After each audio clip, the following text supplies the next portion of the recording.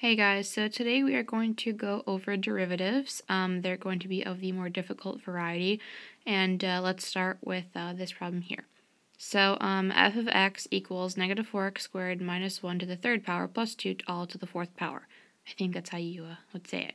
Okay, so using our normal derivative rules, you can say that that f prime of x equals, bring the power down, so 4, and then drop a power, so negative 4x squared minus 1. Keep everything in the center, plus 2 to the third. So that's with respect to the power. And now you have to do with respect to the inside. So we have to look at the inside, which is, here, right here. So that begins with dropping the power again. So that's going to be 3 times negative 4x squared minus 1 to the second. And you should know by now that that a constant, the derivative of a constant with no x value is just always going to be 0. So there's a 0 there. So just close parentheses. And then to finish, you have to go even further in because there's one more quantity right here. So and also don't include the 3. So you know that you just drop the power, multiply by the coefficient, so it's going to end up being negative 8x. And then to simplify, you're going to do f prime of x equals, all your coefficients are here, so negative 96x times this thing to the third plus 2 all to the third. Times negative 4x squared minus 1 to the second. And then final answer is this. And so here's one where we have to use the product rule. So same rules apply. So remember, it's f prime of x equals the derivative of the first times the second plus the derivative of the second times the first. So so here's the first term here. So the derivative of that would be 1/3, because you're dropping a power, x minus 5 to the negative 2/3 power. And then you would have to do the inside, but since 5 is constant, and because x is just x, that's technically times 1, but you don't have to worry about that right now. So, and then times the second, which is x squared plus 1 to the negative 4th. And then for the second part, it's going to be plus negative 4 times x squared plus 1 to the negative 5th. I'm going to drop down over here. Times the derivative of the inside, which is going to be 2x, and times the first term, which is, as we know, x minus 5 to the 1/3. But that is messy, so we have to fix it now. And so whenever you have a negative power, you have to bring it down to the denominator. So this will end up becoming 1 over 3 times x minus 5 to the 2/3 times x squared plus 1 to the 4th minus 8x x minus 5 to the 1/3 and x squared plus 1 to the 5th. Okay, now I'm not sure if you can leave it like this. I think that you can, because it's going to take quite a bit of time to actually simplify it and then make it one big fraction.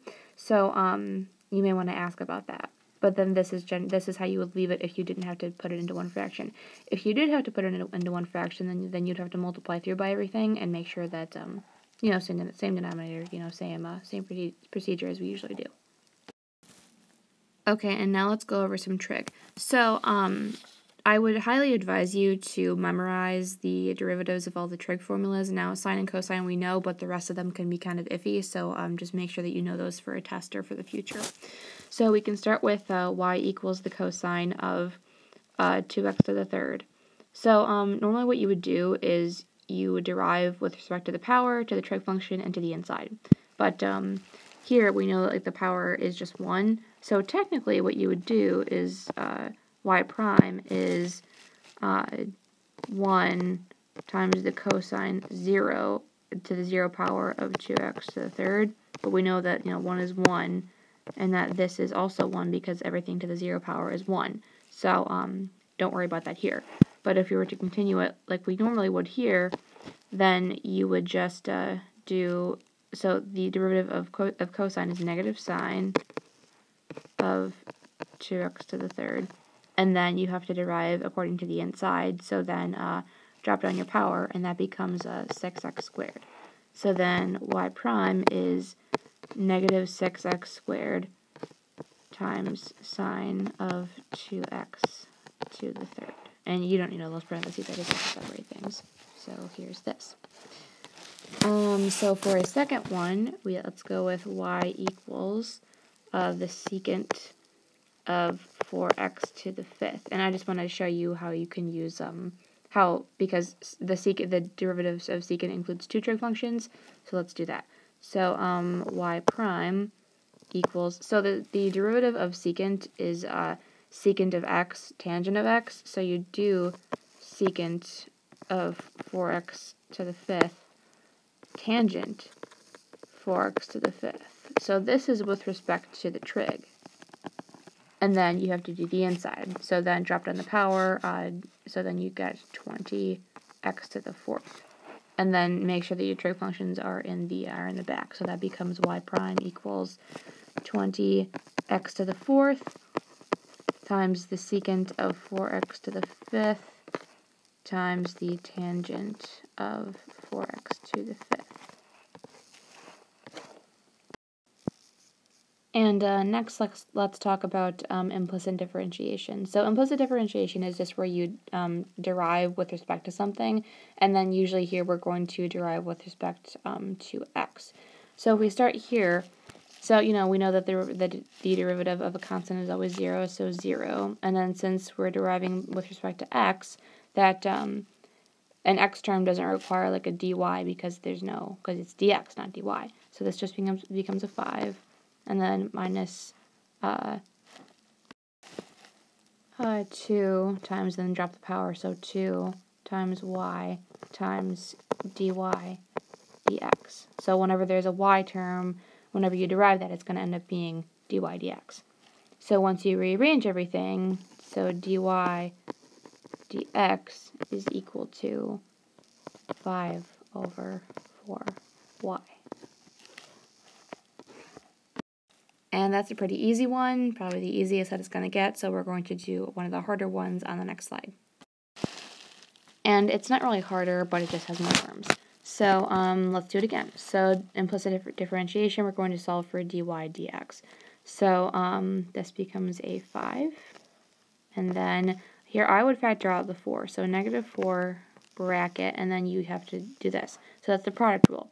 So the derivative of the first, which is x, so that's going to be 1 times the second, y to the third, plus the derivative of the second, which is 3y squared dy dx, times the first, which is x, close bracket. And then same thing over here, minus 3 bracket, derivative of the first, so 2x times the second, which is y, plus the derivative of the second. So it's y to the first, so it's just going to be technically 1 times dy dx times x squared, close bracket, and then the 2 is a constant, so that drops out. And just so you know, you don't have to do like the times 1. I'm just trying to show, I'm using it to show where I got my answer from. So simplifying this, so 5 equals, and so just this, so I just did it on my own. So, and then you're going to solve for dy dx, so let's go 5 plus 4y to the third, plus 6xy equals dy dx, negative 3x squared minus 12xy squared. This should be in ABC order, sorry. So then dy dx is equal to And in the correct order, it's going to be negative 4y to the third minus 6xy minus 5, and then over 12xy squared plus 3x squared. I just changed the order of this because it should be in descending order of powers.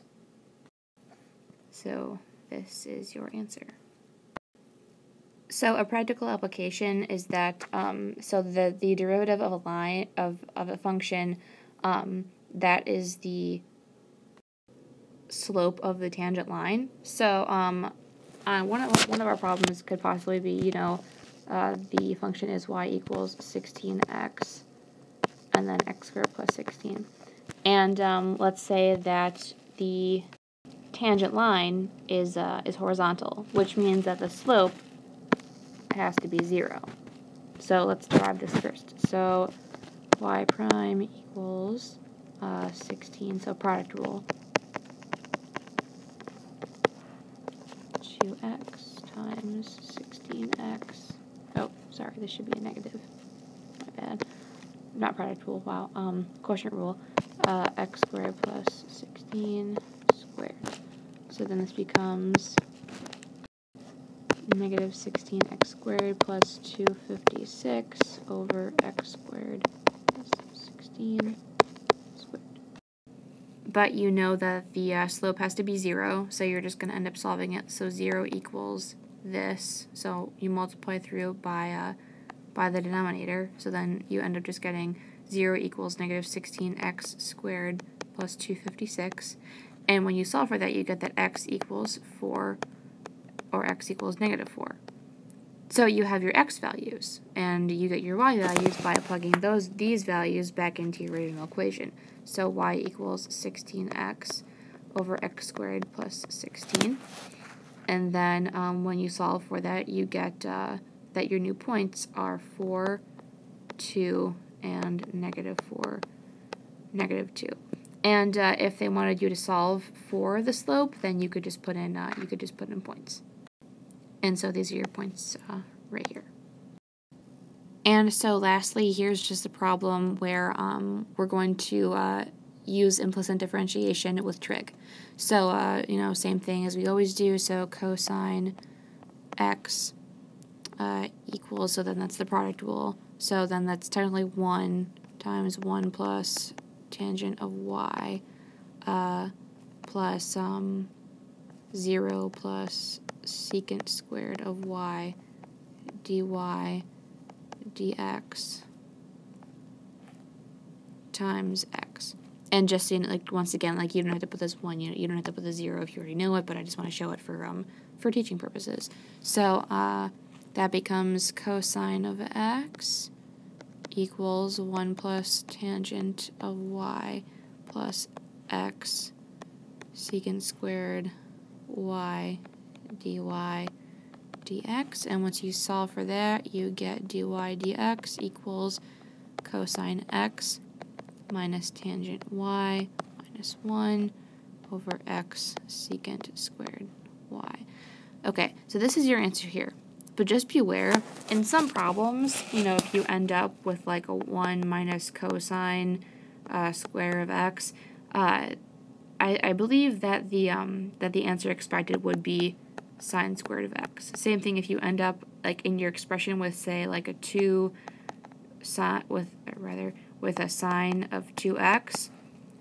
See what happens when you change that to its actual expression without the 2x, and see if you can simplify it further, because sometimes they're hiding. But overall, that's the hard derivatives. So if you have any questions, please text me. See ya.